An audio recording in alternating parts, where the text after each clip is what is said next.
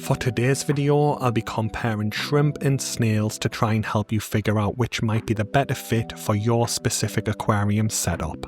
I keep shrimp in all but one of my aquariums, and I also have snails in most of them too. My experience mainly comes from keeping Neocaridina and Amano shrimp along with nerite and ramshorn snails.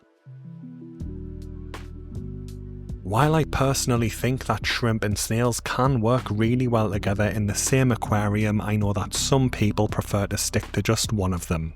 So in this video, I'll be going over the pros and cons to try and help you decide which one is right for your tank. So let's start by talking about how shrimp and snails can play a role in your tank's cleanup crew, especially when it comes to eating algae, detritus and leftover fish food.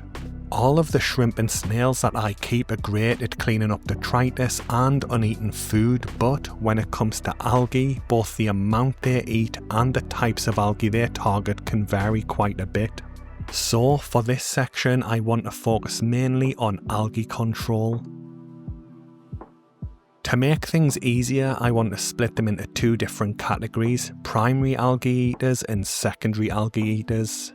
In my experience, both Amano shrimp and nerite snails fall into the primary algae eater group. They tend to eat larger amounts in a wider range of different algae types. You'll often see clips online of both species eating different types of hair algae, but in reality, this behaviour is not reliable and it can be hit and miss, especially in tanks where they are being fed other types of food. Both species will usually go for leftover food before they go for the hair algae in their tank, so keep that in mind. That said, they are fantastic at tackling soft algae types and they can help keep hair algae under control, especially when it's just starting to appear in small amounts. So for the primary algae, personally I would lean more towards Amano shrimp as my personal preference, but nerite snails do have their place. In my experience, for stubborn hair algae issues, I found that the best long-term solution is proper tank maintenance and staying on top of the excess nutrients in your water and cleaning your filter on a regular basis to keep both nitrate and phosphate levels in check. I linked to my video on how I got rid of blackbeard algae in my aquarium for anyone who wants more detail on dealing with hair algae. Next up are my secondary algae eaters, which are my Neocaridina shrimp and ramshorn snails. These guys are underrated and do a solid job with soft algae types, but when it comes to hair algae, things do get a little bit controversial. Personally, I don't think they will actively eat any type of hair algae, but some of their behaviour can let people think that they are munching on it. A good example is this clip where it looks like one of my Neocaridina cherry shrimp is eating hair algae off my Literally Uniflora plant. But what's actually happening here is that the hair algae has already started to melt due to low nutrient levels in the tank, making it a lot softer than usual, and the shrimp is snacking on the decaying algae. In general, I've found that both Neocaridina shrimp and ramshorn snails won't touch healthy, thriving hair algae due to its tougher fibre structure, but they're still seriously underrated when it comes to soft algae. Here's a great example with my undergravel filter tank, and as you can see, about a week ago it started to have a big bloom of soft green algae, and my Neocaridina shrimp and ramshorn snails took the tank from this down to this in just under a week, and you can clearly see how much of the algae they've eaten in this time frame. Luckily, most of the algae issues people end up dealing with in their aquariums are based around different types of soft algae, so these are perfect algae eaters for that type of problem. On top of that, both Neocaridina shrimp and ramshorn snails tend to be far cheaper than Amano shrimp and nerite snails because they are a lot easier to breed, and on top of that, they're also far more visually striking, which makes them a very popular choice. But if I could only choose one of these secondary algae eaters, I'd personally go with Neocaridina shrimp and then focus on managing hair algae growth by managing the excess nutrients in the water column and regular filter maintenance to keep everything clean. Next up, I want to talk about the aesthetics of the animals, because a lot of people in the hobby, especially on the aquascaping side of things, do tend to care more about how a species look rather than how it functions. Unfortunately, Amano shrimp really aren't the most eye-catching animal in the hobby, and most people who do keep them because of their excellent algae-eating capabilities rather than their plain appearance. That said, Amano shrimp can sometimes temporarily take on different colours such as blue, red and brown after a moult, but this depends on how their new fresh carapace reacts to the mineral content in your tank water, and in my experience it's temporary and it'll fade after a day or two. When it comes to nerite snails, there is a bit more variety in the hobby, and I've personally kept zebra nerites and cleathorn nerites, and both of them are great at eating algae and have their own unique coloration. There are some fancier looking nerite snails in the hobby that have a slightly higher price tag and they are slightly more difficult to find, and I'd imagine they perform just as well when it comes to cleaning your tank. Again, just like the Amano shrimp, most people who choose nerites do it for their usefulness rather than their looks, because they're still relatively bland. Ramshorn snails, on the other hand, offer a bit more when it comes to their visual appeal and variety. Unfortunately, I can't show all of the different colour variants due to copyright reasons, but I'll just show footage of my pink ramshorn snails while I talk about them. At the time of recording, I'm aware of brown, blue, red, yellow, green and ivory ramshorn colour morphs, and then within each of those, some of them have their own unique leopard pattern variations too. So, along with helping to clean your tank, ramshorn snails can also be used to add a splash of colour here and there, especially if you go with the pink ones that tend to contrast really well with the green of live plants. And then finally we have Neocaridina shrimp, which are in a league of their own when it comes to aesthetics, and in my opinion nothing even comes close. This org chart shows the different breeding lines and colour morphs of Neocaridina shrimp available in the hobby at the time of recording, and you can see how many different varieties are actually out there now. No matter what your tank's colour scheme is, you're almost guaranteed to find a variety of Neocaridina shrimp that will fit it perfectly. On top of that, there's also some rarer orange eye Neocaridina varieties in the hobby, but they are very hard to come by at the time of recording. The only place I'm personally aware of that is taking pre-orders for orange eye Neocaridina is rareshrimp.com, but they can be very expensive for what they are. Still, when it comes to looks, Neocaridina shrimp are definitely the clear winners for me, and with so many colour options available, it's easy to find ones that will work well in your tank, and a lot of people, including myself, tend to try and collect as many different varieties as possible, each in its own individual tank. Next, I want to talk about compatibility with tank mates, because this is often an overlooked section that can lead to problems in some tanks. Now for this part of the video, I'm specifically focusing on whether the shrimp or snails might cause issues for your fish, not the other way around, because there's just too many variables at play when it comes to fish potentially preying on shrimp and snails. In short, I've never seen any of my Neocaridina shrimp, Amano shrimp, ramshorn snails or nerite snails behave aggressively or try and harm their tank mates in any way. You may see stories online about some of these may start eating fish, but in my experience this only ever happens when a fish has naturally passed away in your tank, and then the snails and shrimp just start to do their job and break down the organic matter. That said, there is definitely one often overlooked thing to be very careful of, and that's whisker shrimp. Unfortunately, these are often mistaken for ghost shrimp, but they are definitely not the same. Unlike ghost shrimp that are relatively passive and keep themselves to themselves, whisker shrimp are aggressive and will actively hunt small fish. One of my good friends was sold whisker shrimp instead of ghost shrimp, and they ended up eating all of his rasboras in his tank in just 2 days. And I've seen a bunch of similar stories on social media over the last couple of years, like this one on Reddit, where it's easy to find this thread because I commented on it, and he has a video of one of the whisker shrimp carrying one of his neon tetras away, and they ended up eating all of his neon tetras in 1 day. Thankfully, this isn't something you've got to worry about because it's very easy to differentiate Amano shrimp and Neocaridina shrimp from whisker shrimp, and obviously nerite snails and ramshorn snails look completely different anyway. So when it comes to compatibility with their tank mates, I'd call it a draw as long as you stick with the peaceful species. So let's move on to breeding, and I'm going to break this one down into two different parts as well. First up are my primary algae eaters, which are the Amano shrimp and the nerite snails. But this time I'm breaking them down in this way because both of these can technically breed in fresh water, but they require brackish water to complete their breeding cycle. Due to this, you may notice nerite snail eggs stuck to the hard surfaces in your aquarium, or you may see female Amano shrimp carrying eggs, but in most cases their offspring won't survive in a standard freshwater setup.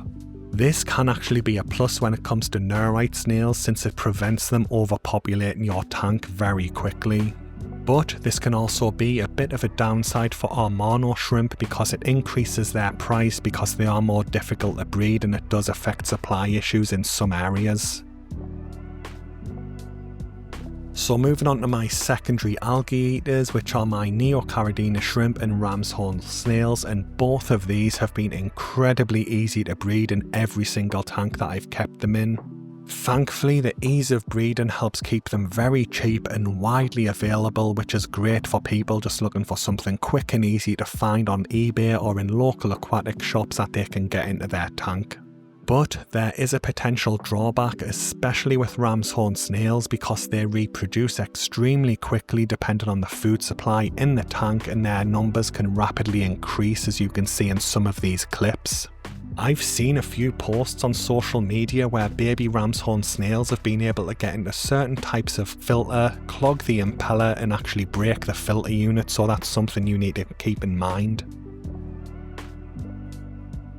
Neocaridina shrimp can also multiply extremely quickly, but personally I really enjoy seeing the different breeding cycles and stages with the process with my shrimp, and then you get all of the little pops of colour around your tank with the babies. So for this category I'm going to call it a draw because it really depends on your goals for your specific tank. If you want something that won't reproduce in fresh water, there's options from both snails and shrimp, but on the flip side of that, if you want something that will breed easily, again there's options from both snails and shrimp. Next up is feeding, and while there's certain setups like well-established planted tanks that can produce enough algae, biofilm and detritus to support small shrimp and snail colonies, most people will still end up target feeding their pets. The good news is that both shrimp and snails are incredibly easy to feed as long as you're sticking with the picker types of shrimp like Neocaridina or Amano, and not the filter feeders like bamboo and vampire shrimp. Shrimp and snails will happily eat fish food, blanched vegetables, leaf litter, algae wafers and a variety of other foods. Just keep in mind that more food usually means more breeding, so overfeeding can quickly lead to population blooms of Neocaridina shrimp and ramshorn snails. One thing that I have noticed with my own tanks is that when I feed granules or algae wafers, my snails tend to swarm the food, making it difficult for my shrimp to get a share. Because of this, I am considering switching to flake or microgranule food that I can spread more easily across the tank floor to make sure everything can get some of the food. But aside from that small issue, I've had no real problems feeding either species, so overall I'm calling this category a draw because both shrimp and snails are low maintenance and very easy to feed. So moving on, and we get to water parameters, and I just want to make a quick disclaimer because I'm not referring to any of the more delicate types of shrimp like fancy Taiwan bees, and I have never kept them and have no direct experience with them. But when it comes to Neocaridina and Amano shrimp, as well as ramshorn and nerite snails, I've personally found them incredibly hardy and easy to keep. Regulars on my channel will know that last year I went through a phase of using specific shrimp salts to increase the GH and KH of my tank water to help with shrimp molting, but since then I have stopped using them and I don't plan to use them again in the future. For reference, my tap water has a pH of 6.4, a KH of 3 and a GH of 4, and I've bred hundreds if not thousands of shrimp in my tanks with those exact parameters. Many of my aquariums also contain Sirius stone, which slowly releases calcium carbonate into the tank's water and naturally increases pH and GH over time, so I've kept both shrimp and snails in far harder water without problems. In my opinion, unless you're experiencing a high number of failed molts with your shrimp with the telltale sign of the white ring around the body, you probably don't need to worry about tweaking your water parameters. That said, if you are looking for some general guidelines, a pH between 6.7 and 8.0, a KH of between 3 and 10, and a GH of between 6 and 10 is usually a good recommended range to stick with. But again, I've successfully kept all 4 species featured in the video outside of these parameters with minimal issues. So overall, in my experience at least, all 4 of the featured species are hardy and adaptable and very easy to care for, so I'm classing this one as a draw, but again, I have no experience with fancy Taiwan bee Caridina shrimp. Now the final point that I want to go over is plant safety, as there's occasional claims online that either shrimp or snails may consume healthy plants. In my experience with species like Neocaridina shrimp, Amano shrimp, nerite snails and ramshorn snails, this simply hasn't been the case. It's important to note that biofilm and microalgae develop on virtually every surface in an aquarium. So, as shrimp and snails graze on these developing layers on top of the surfaces, it may look as if they are trying to feed on the plants themselves, when in actual fact they're just eating the algae and biofilm. Additionally, these invertebrates are naturally inclined to try and eat decaying plant matter that they can find. This behaviour can sometimes be misinterpreted, especially when a leaf can appear to be mostly healthy just at the starting stages of it decaying. For example, one of my Echinodorus cordifolius fluitan leaves in my 40-gallon tank has shown the early signs of decay, probably just due to its age and the plant reallocating nutrients to the younger leaves, which is common in low-tech setups. Over the next 2 or 3 weeks, as the decay progresses, the leaf will start to yellow and thin out, and at this point shrimp and snails will start to consume it, and I've seen this process happen time and time again in my aquariums. However, even at this stage, the tips and edges of the leaf can still look green and healthy, so it can lead to the misconception that the invertebrates are eating healthy leaves. Another common concern often attributed to shrimp and snails is the presence of tiny holes in plant leaves. In my experience, this is usually nothing to do with my invertebrates, and it's usually due to potassium deficiencies in my tanks, and once I fix that deficiency, the healthy growth comes back without the little holes. If you have a freshly set up aquarium, then elevated ammonia levels due to an improper cycle can also cause some plants to develop small holes in their leaves.